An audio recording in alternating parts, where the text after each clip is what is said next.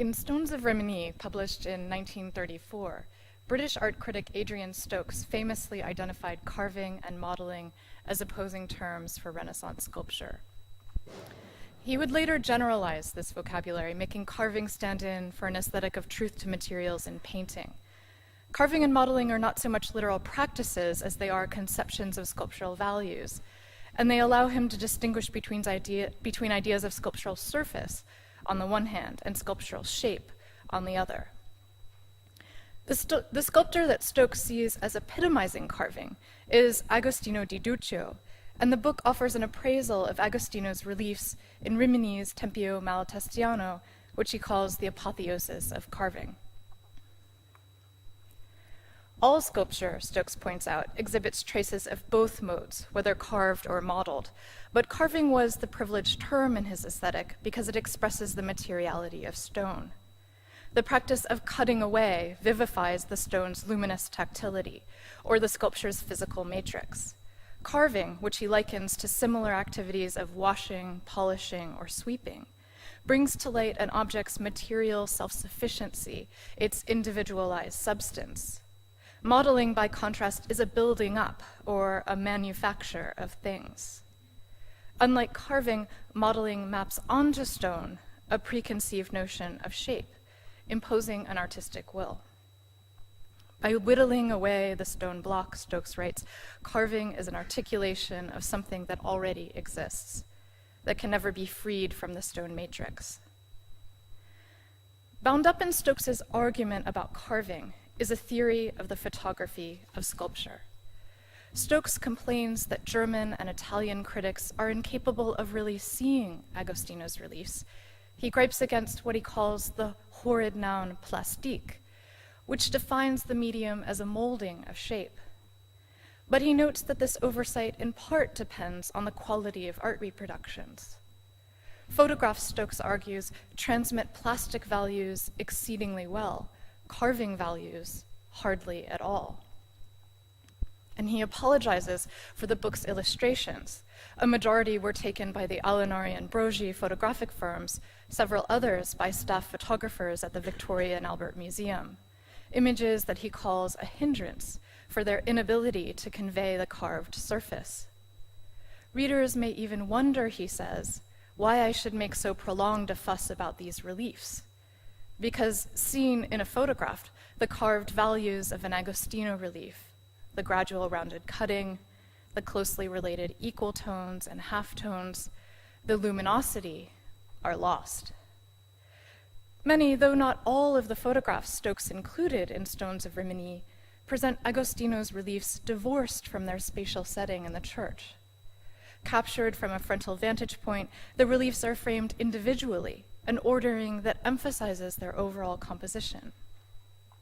The backgrounds are typically blackened to isolate their formal contours.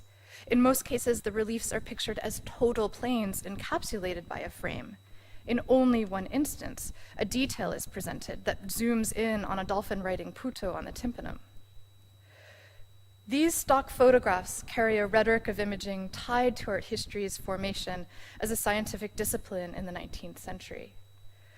By consistently framing objects through frontal vantage points and by presenting them from a distance against a neutral or black backdrop, photographic firms standardized the documentary process and thereby established a rhetoric of believability. As Joel Snyder has argued, a language of equivalence between a picture and its model emerged through such regularization. There was little variation from frame to frame, from firm to firm, all the better to make possible an art history of formal comparison.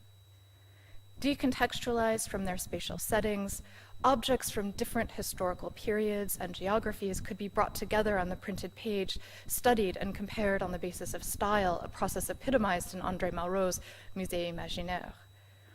19th century stock photographs published by a range of commercial firms of the Apollo Belvedere, for instance, emphasize the sculpture's contours, its linear silhouette, to facilitate a reading of its form. As Stokes knew, this established rhetoric of imaging carries a built-in preference for an object's shape over its surface, for the optic over the haptic. Lost in a photography of modeling were the contingencies of embodied viewing, the sort of tactile qualities that Stokes aligned with carving. All of this begs the question, if the reproductions on which art history has relied privilege the concept of plastique to emphasize modeling, what would a photography that put stock in carving look like? How has photography stepped away from the taxonomy of form central to the tradition of art history to make visible instead qualities of surface or tactility? These questions guide my talk today. I shall use them to frame an investigation of the photography of Clarence Kennedy, a scholar, photographer, contemporaneous with Stokes, whose published folios make a visual argument for photography as carving, as activating the tactile and sensuous surfaces of sculpture over its composition or shape. Kennedy, who taught art history at Smith College from 1917 to 1960, published few scholarly articles or books during his lifetime. He was, however, a prodigious photographer and producer of folios of sculpture, works that carry a scholarly argument about photography's role in sculptural perception. Between 1928 and 1932, he published 7 volumes in the series Studies in the History and Criticism of Sculpture, in collaboration with his wife, Ruth Wedgwood Kennedy, who aided in the printing and design of the books. 2 of the volumes were devoted to Greek monuments and bronzes, 3 to sculptures by Desiderio da Saturnino, 1 to Andrea del Verrocchio's unfinished Fortigari monument, and 1 to Quattrocento portrait busts. An 8th volume, never published during his lifetime, was devoted to Antonio Rossellino's Tomb for the Cardinal of Portugal. With the exception of the Verrocchio study, the only one published as a book, the series included no explanatory texts. Each unbound folio comprised photographs mounted on variously colored papers, some suspended in embossed or penciled frames, others matted in juxtaposing colors that were numbered on their versos. Each included a separate title page and list of captions printed in letterpress. The project was funded by the Carnegie Corporation, an organization that in the late 1920s and early 30s was distributing sets of pedagogical materials for the study of art, slides, books, and mounted photographs to colleges and high schools in the United States and Canada. Advised by a committee of New York curators, an art dealer, and a Princeton professor, the corporation disseminated a canon that at the outset favored antiquity and the Italian Renaissance. In 1925, Frederick Keppel, the corporation's president, purchased Kennedy's photographs to include in the art sets, images that departed from the set's consistently commercial photographic style. But Kennedy also appealed for funding to the tune of $1,000 per year for his folios, which addressed a more specialized audience of scholars, collectors, and curators, and were produced in small editions of between 16 and 100. Kennedy was persuasive. Writing to Keppel that year, he argued that the folio format may be, in itself, a contribution to scholarship, since its purpose is to find, through the manipulation of the light and the choice of the point of view, the significant qualities of the work in question. Which is to say that the visual rhetoric Kennedy envisioned brought new attention to the object, grasping it on its own terms. Manipulating lighting and vantage point made visible qualities of surface and tactility that had long been occluded by stock photographs. All of this required skill. A photographer undertaking this sort of work, he argued, must be knowledgeable and would be able to appreciate the intention of the artist, he said. Kennedy had explored the contingencies of sculptural display in his 1924 Harvard dissertation titled Light and Shade and the Point of View in the Study of Greek Sculpture, which included his own photographs. Echoing Fox Talbot's observations of his photographs of the bust of Patroclus, Kennedy described the arbitrariness of viewpoint, marveling at the many effects which merely a change in the point of view will disclose, he wrote. Reflections, too, shifted depending on the position of the beholder. But unlike the conclusions drawn by Adolf von Hildebrand in his 1893 book, The Problem of Form, and by Heinrich Wölfflin in his 1896 and 97 essays on the photography of sculpture, that sculptural space should be organized around a principal or frontal point of view in order to properly contain and alleviate the contingencies of embodied viewing. Kennedy took a different approach. He wrote that a form cannot be comprehended from a restricted number of points of view, since even early sculptors tended to compose their figures from every angle as they work around them. Consequently, a scholar can understand a work of Greek sculpture only by studying it from many angles. Each new light and each new viewpoint emphasizes a new succession of planes and accents, which gives some new and subtle differences to the expression of the inner emotion of the sculpture. Here, Kennedy highlights a spatial process of viewing for grasping a sculpture's form and its chiseled surface. Understanding an object meant absorbing its process of carving, which took place in 3 dimensions, mandating multiple vantages. Details, too, served a vital role, critiquing the distance views favored by stock photographers, what Stokes called the photography of modeling. Kennedy argued that close-to views helped to envision practices of carving. Indeed, the photographic fragment is central to the folios. Take, for instance, Kennedy's photographs of Desiderio's relief of the Madonna and Child in the Bargello in Florence. The photographs appear in volume 6 of the studies, which comprises Desiderio's sculptures in relief and his Santa Trinita Magdalene. Kennedy presented the sculpture in 7 shots. The sequence begins with a distanced, structured view of the relief scene in totality, a clarifying image of sculptural form that is disrupted through 6 details that telescope us closer. Moving from right to left and back again across the surface of the relief, the sequence organizes and highlights a string of sculptural moments, homing in on Desiderio's appeal to the sense of touch. The 6 details do not add up to a cohesive whole, however. The sculpture is not mapped comprehensively. Rather, the fragments break up or sample the surface, guiding the beholder unpredictably from view to view in images that are just over life size. In the 4th and 5th details, Kennedy highlights the interplay of hands at center right. One image frames the Madonna's hand pressing into, as if molding, the child's fleshy shoulder. A finger curves into his supple body. Another is pressed awkwardly against the child's arm. At left, the child's small hand folds in around itself to clutch at a piece of veil, a movement that continues in the following detail, which centers on fingers that grasp the wrinkled surface of fabric. These photographs direct attention to, even lay claim to, how the sculpture thematizes touch. As Alison Wright has argued, Desiderio's reliefs acknowledge the operation of haptic impulses triggered by sight, and she describes how his works stage touch within a pictorial realm of the sacred that is kept just out of reach. In his details, Kennedy amplifies this iconology of touch, and the sequence of photographs makes a visual argument for tactility, asking us to closely look at gestures that indicate volume. The photographs also point up the sculptural values of carving. For instance, consider the 2nd detail, which organizes the Madonna's left hand as it curves firmly yet delicately around the child's malleable flesh.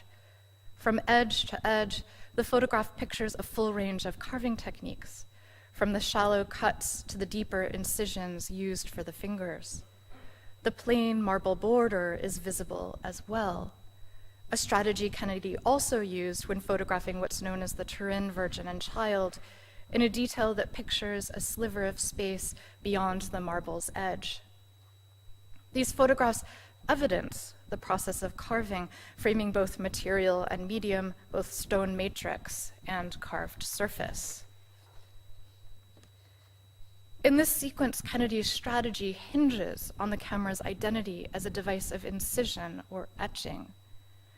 Like the process of cutting away to articulate what already exists, so Stokes's terms for an aesthetic of carving, Kennedy's photographs anatomize the reliefs to make visible its carved surface.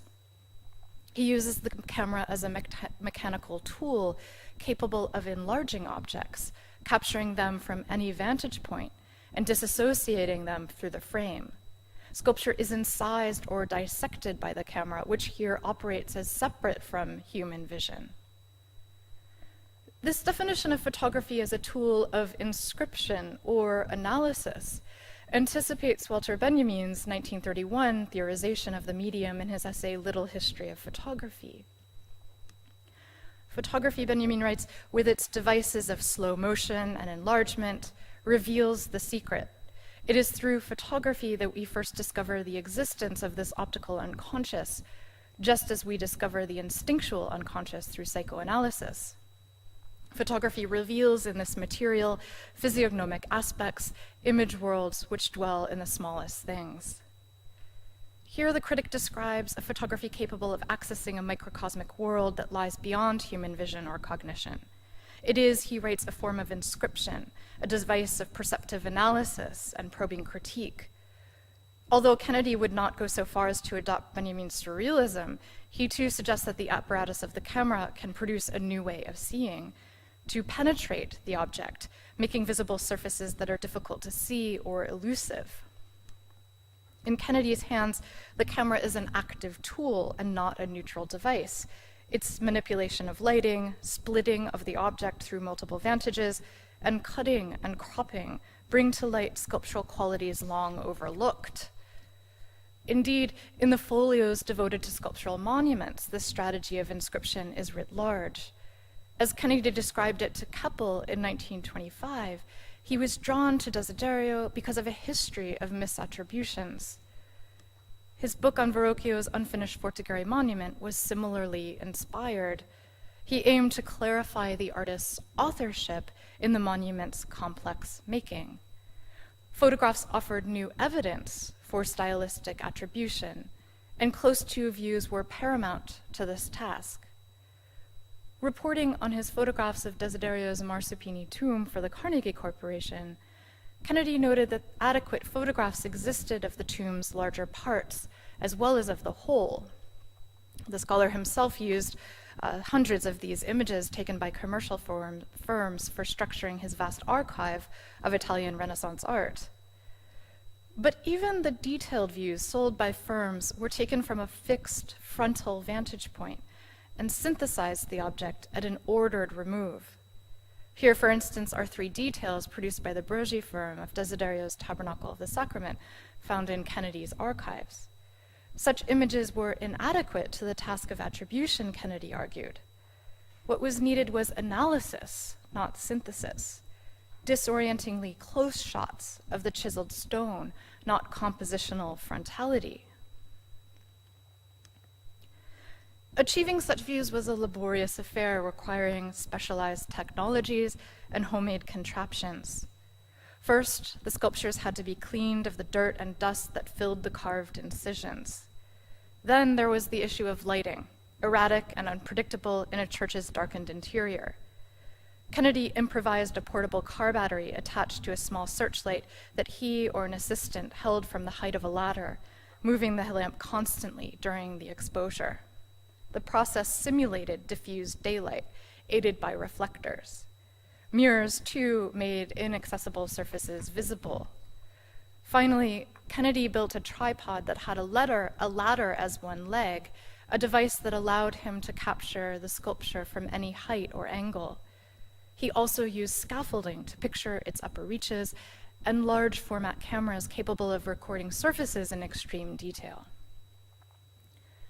Kennedy's process does not replicate the experience of viewing the sculpture on the ground.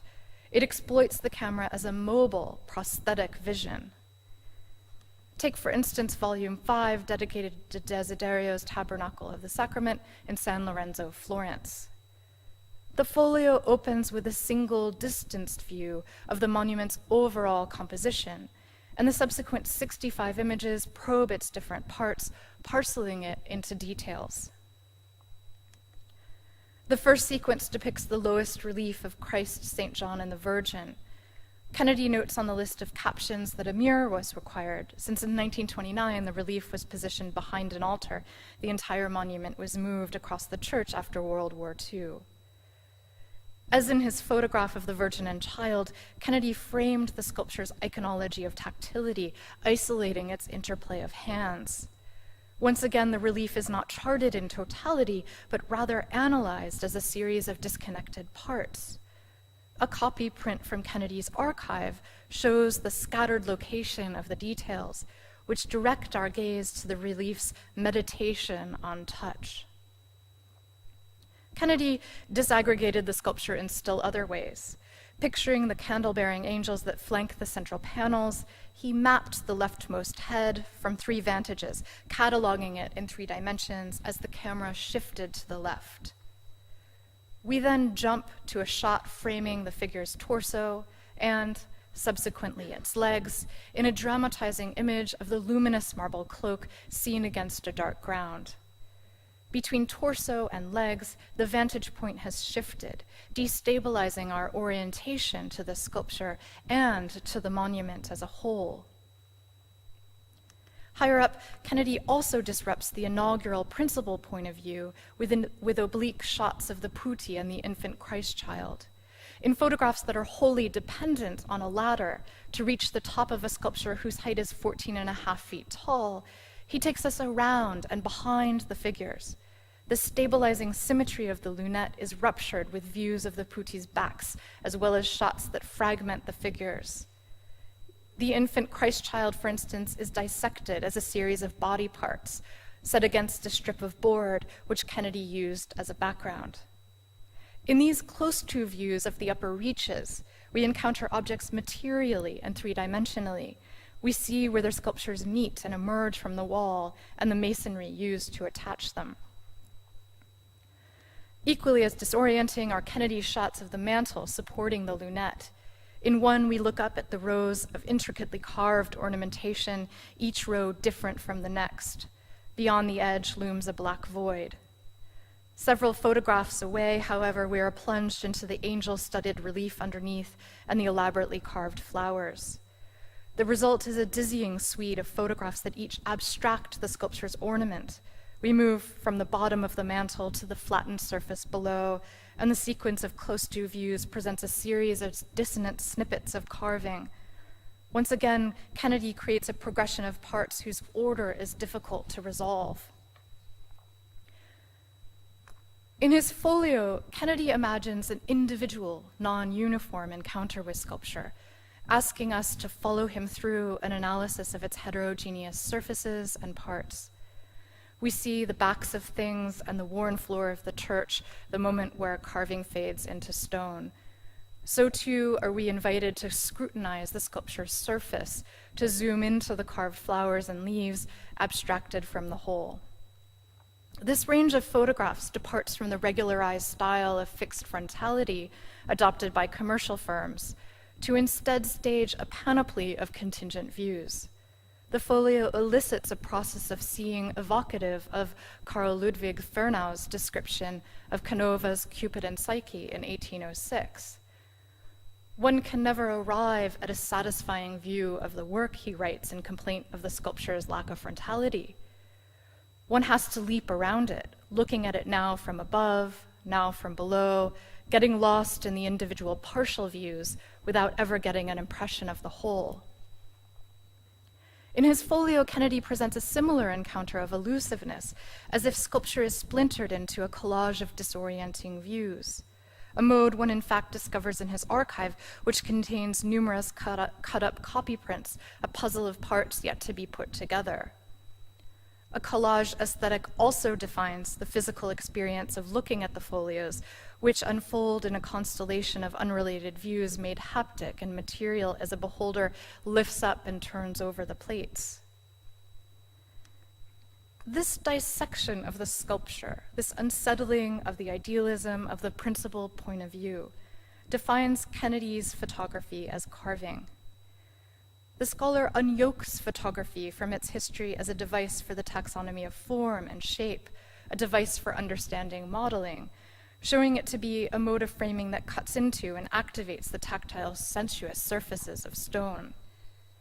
Indeed, it was this active, animate function for photography that Beaumont Newhall observed when, Writing in a 1942 essay, he said, compared with the dreary, uninspired stock prints which are so often used for art courses, the Kennedy photographs are vital and alive. For Kennedy, a vital photograph could point up the vitality of stone, aiding the connoisseur's eye and making an argument for the haptic contingent elements of sculpture. Qualities of tactility are visualized in his photographs, paradoxically through the optical device of the camera, which is here used as a medium of analysis in its own right. The photographs claim a visual encounter with sculpture as unsettling. The object is seen through its sensuous surfaces and cavernous depths, and through the particularly spatial indeterminacy of its manifold parts. Here again, the comparison to Stokes is useful. In the author's later writing on carving, he would rely on a Kleinian theory of object relations to equate carving with how the infant relates to the whole object as separate from herself, acknowledging her limits. Richard Wollheim describes how Stokes's stone carver respects the integrity and the separateness of the stone, celebrates the whole object with which he characteristically enters into relation, and also the integrated ego that he projects. Like the sculptor's chisel, the camera was a mechanical lens for encountering sculpture as an independent thing. In Kennedy's Folios, photography is used to distance and destabilize the object. It cannot be possessed in a single view or as a stable plastic form, but requires a process of fragmentation.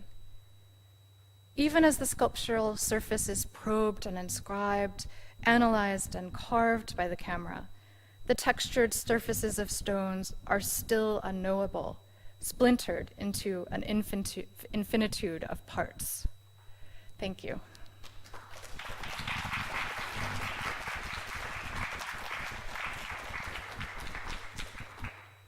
Much, Sarah. I think we have time for 2 questions.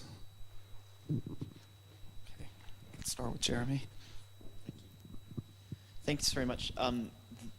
This is more a comment than a question, but I'd love to hear how you respond to it.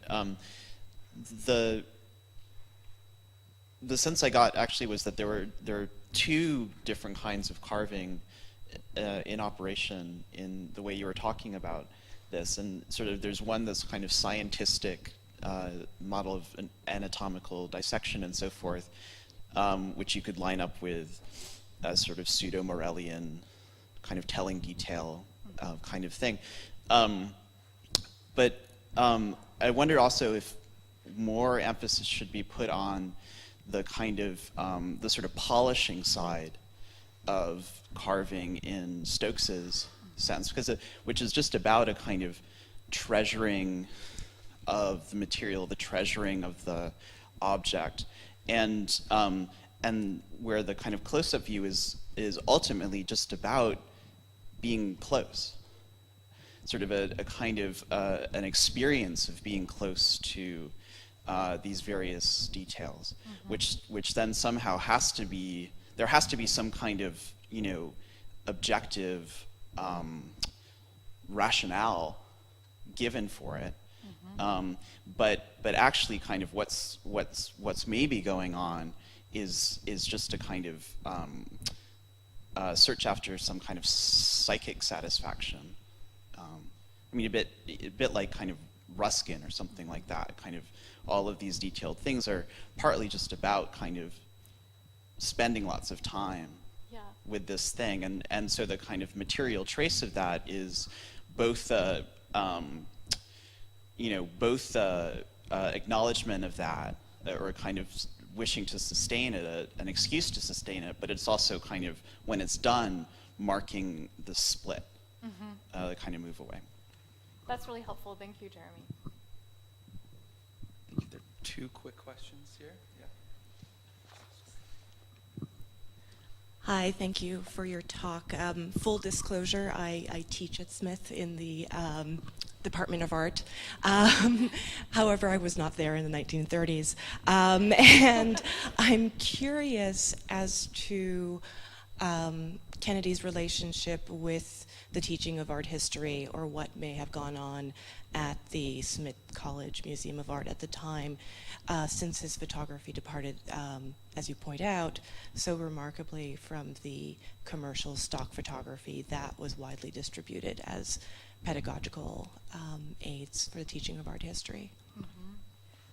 So you're interested in thinking about Kennedy's relationship to pedagogy, particularly at Smith? Well, oh yeah, of course. Thanks for reminding me, Ralph. Yes, so I think that in answer to your question, I think that there's a way in which Kennedy is really, from the ground up, rethinking what it means to teach sculpture. And one of the interesting things that I've come across is his use of different materials and technologies. Right after he finishes these folios, he's asked by Keppel to develop stereographs for teaching. So he publishes widely on that, and he uses them in his teaching, and he experiments with thinking about stereographs, and develops ultimately with Edwin Land vectographs. Megan and I have done extensive research on these really interesting and strange images. But I think that he's kind of using Smith as a model for that. He's using Smith in a way, my sense is that he was using Smith as a kind of laboratory for thinking about these broader issues of pedagogy. I can't say in any more specificity, how that worked out on a kind of day-to-day level. I know that he used these images in his teaching, and I know that he worked closely with graduate students. Some of his graduate students were working on these topics and wrote more extensively than he did on them, and then his photographs were used to illustrate their arguments. But I have the sense that it's a process of innovation in the 30s for him there. But I can't speak any more specifically about that. But I think it's a really interesting question, and one that deserves much more exploration for sure.